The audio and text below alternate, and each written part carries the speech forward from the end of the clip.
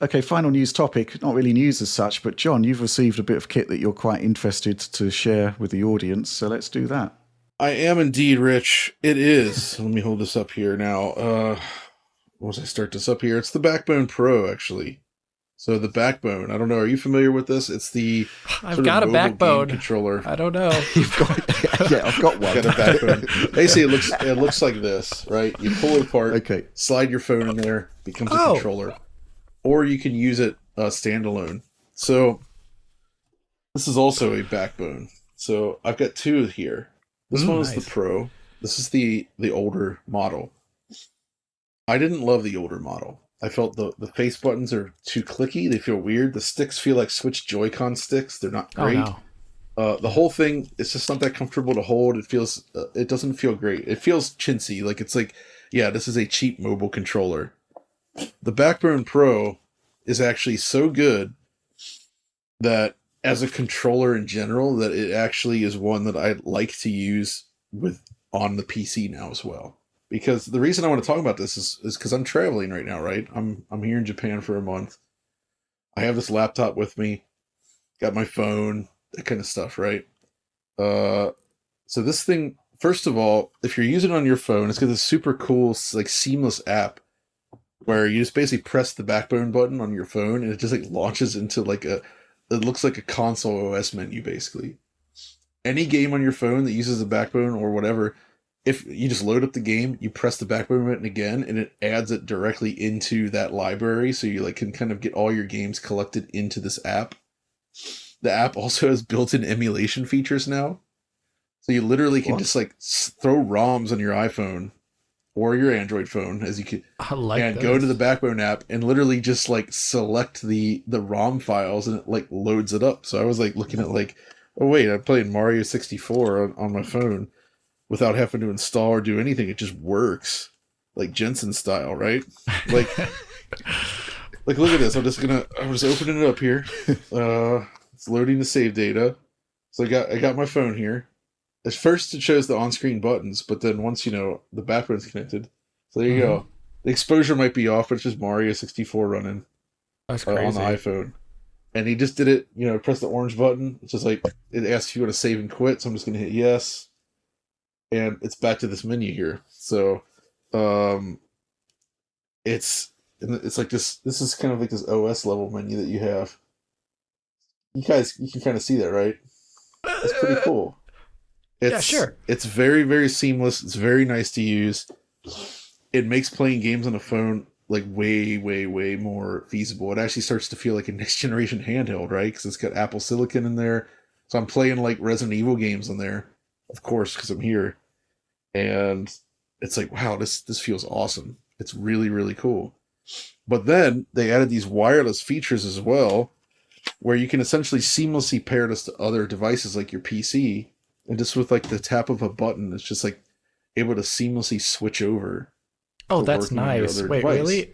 It switches So devices like, at a button twitch? Like, what does it do? dude, it's so fast. Yes, exactly. You can essentially just like tap a button to switch over devices. So then I switch the device and bam, now I'm controlling. I can bring up like the Steam a big TV mode or whatever, and just That control it. Now I'm controlling games on my PC, and because it's a slightly wider grip, it's actually like comfortable to hold. Like it's a really comfortable controller just in general.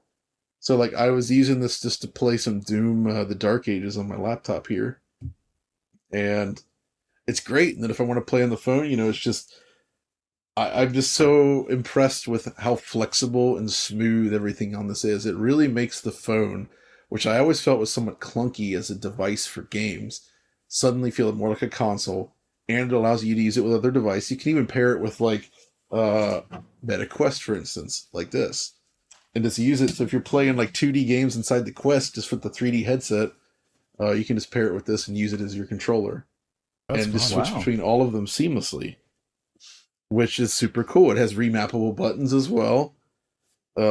It's got this like screenshot functionality. The buttons themselves, the new joysticks feel awesome. Face buttons much better. D-pad is still good. Like the whole thing just feels like surprisingly premium in a way that I did not expect. They even added, you got like looks like I haven't tested this yet, but there's a headphone jack in the bottom. which is something the iPhone hasn't had for many years now, right? And it never got thinner, really, did it? After that, No, that not was the really. excuse, really. Yeah. So that's all I want. I just want to. It even has these. So this is even better. The original. You try to slide your phone in here on this old one. If you have a case on it, like I do, it doesn't really fit well. It's too tight. Doesn't really click in. You can't use it. So to use the original backbone, you have to take the case off, put your phone in, and then you go. And it's stupid. Yeah. The new one, it actually has these magnetic things that slide out here along the edges. It has a set in the box, so you can have either for the non-cased phone or phone with a case. So if you want to use your phone with a case in this, it actually now properly fits without having to take it off. So, I mean, that's basically it. I was just like surprised and excited by this thing because I genuinely had no real interest in it prior to trying it on this trip. And now I'm like, wow, this is actually something I would want to just take with me because it's like a really good on-the-go controller. Because you can use it with multiple devices and your phone. It even has its own battery in there to help with it. That seems to support the phone battery as well. Yeah, it's really, really cool. And the That's application impressive. and the way it's all integrated into the phone so seamlessly like that, genuinely, really shockingly impressive. So, Just one question for me, John. You're saying that the Backbone app, has built-in emulators? It does. Right. Correct. Okay. What systems? Okay, so currently, according to the app, if I bring this up here, and you can still use the app actually without the backbone connected, which is cool. So I'm able to do that. So right now, in its current form, it has Nintendo Entertainment System, Super NES, Game Boy, GBA, N64, Sega Mega Drive / Genesis. That's a big And catalog. It says that if I go to learn more here, I think it said PlayStation. Oh yeah, so Nintendo DS, PSP, and PlayStation are also on the way. What's extra weird though is looking through this list here, this Game Boy and Game Boy Advance. So looking through this list here, they actually don't mention Sega Mega Drive at all. It's not on this page, but it works. So I kind of want to test more games and see like what the heck is going on here. But you literally can just like drop stuff in like the because file management on the iPhone used to be really bad. It uses like this like folder system now, but you can just drop a file like right there in the folder, and within the Backbone app, you just select like upload a ROM, and it does it, and then it becomes like its own like it has its own graphic icon like so you get like a little bit of a graphic to indicate that what game it is, and it basically works like a standalone app.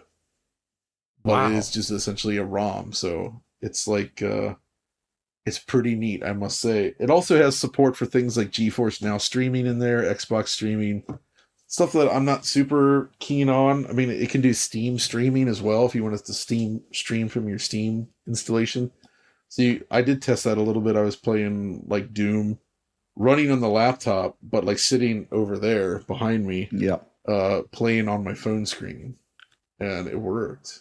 So it's a handy little tool. I think the only real like caveat to this thing I would say is the price. It's like $170. Wow. Okay. Yeah. Never The mind. thing is, John, the first Backbone was extremely expensive for yeah, but I as mean, well. given the quality and everything it can do, I'm going to go ahead and say that's not that bad, given the state of controller prices in general. Yeah. Like, I'd actually rather have this versus like an Elite or the DualSense, whatever the special DualSense, because that's just like augmenting a little bit extra functionality on controllers that are already good. Whereas this actually kind of really opens the gate for a lot of stuff that I previously just never bothered with before. So, right. I actually like it. So, yeah, that's it. Just a cool little device.